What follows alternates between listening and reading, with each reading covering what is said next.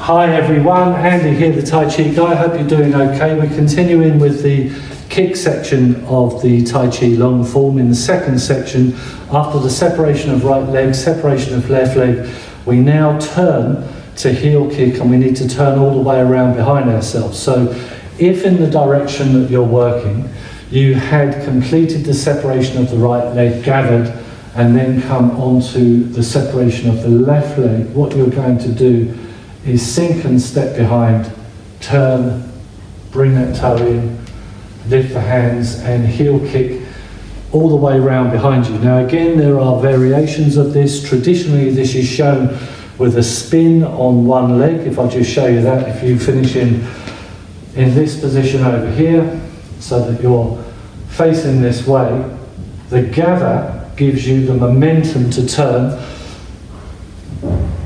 This generates centrifugal force, and the pushing out of the arms is what stops you, which is what you often see a dancer or an ice skater do. They pull themselves in tight, they spin quicker, they throw themselves out and they put the brakes on. It's a very natural way of dealing with natural energy. So if you're in this position here to turn, you do this without a wobble, and then you deliver the heel kick, which if you know how to do it that way, do it that way. If you don't know how to do it that way, or you're learning Tai Chi without having lots of martial arts experience, I'll show you the way to do it without spinning. And this also, I really truly believe this is much better for your chi. It teaches you a lot more. It teaches you a lot more about rooting yourself. So if I show you in the direction that we're working in here, for the safe version, you're going to have your right foot straight. If you're doing the traditional version, it'll be more of an angle, but that's more of a strain for the hip. You're facing, if this is forwards, that's out exactly to the side. I'm in the corner. I'm not going to give you degrees and angles because that doesn't suit everyone. I'm in this left corner, like a diamond shape coming out from me.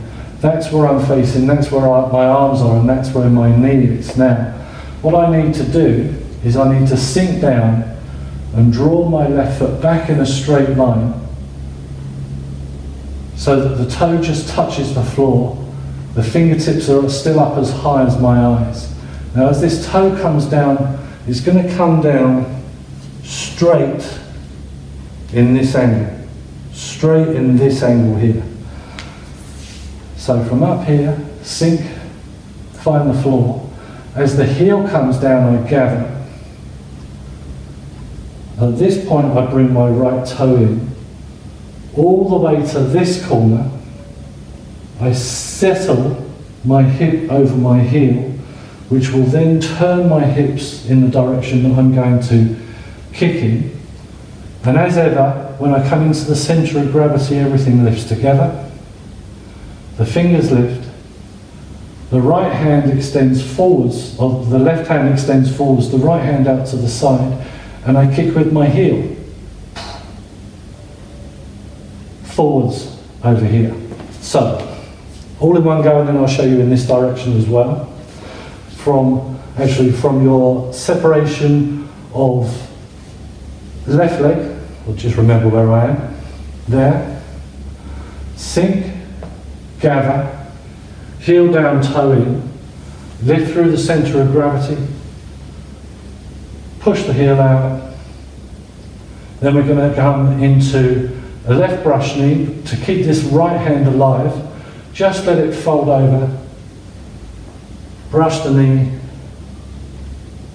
and push forwards. Left brush knee in this direction. So, facing this way, at the end of the kicks, here I sink, come behind, gather, toe in, lift, heel kick, brush knee. And just to make sure that you get every available angle, I'll do it the other way so I finish facing the camera. So I'm going to be coming from here, behind, gather, lift, push out. Now you really should have your elbow and your knee working together in a circle here if you really, really, really want to do it the right way. Up to brush knee, doing well. Keep the work up, see you next time.